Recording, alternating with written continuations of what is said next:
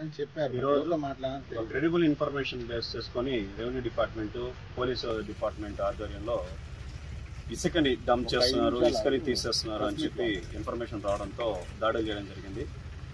Joint ఆపరేషన్లో మాకు సుమారుగా 150 టిప్పర్లు, అప్రాక్సిమేట్గా ఒక 150 టిప్పర్లు ఉన్నాయి, ఇంకా కొలుస్తున్నాం.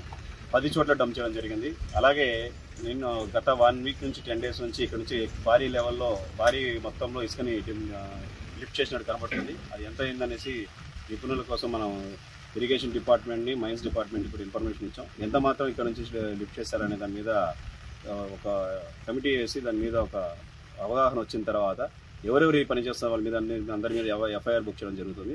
చట్టపరమైన చర్యలు అయితే కఠినంగా తీసుకోబోతున్నాం. రేణుగుంట మండలంలో ఇసుక అక్రమ రవాణాన్ని మాత్రం ఎట్టి పరిస్థితుల్లో ఉపేక్షించేది లేదు. అది ఎంత పెద్దవారు ఉన్నా సరే వారందరి మీద ఎఫ్ఐఆర్ అయితే కడతాం. ఖచ్చితంగా చట్టపరమైన చర్యలు తీసుకుంటాం.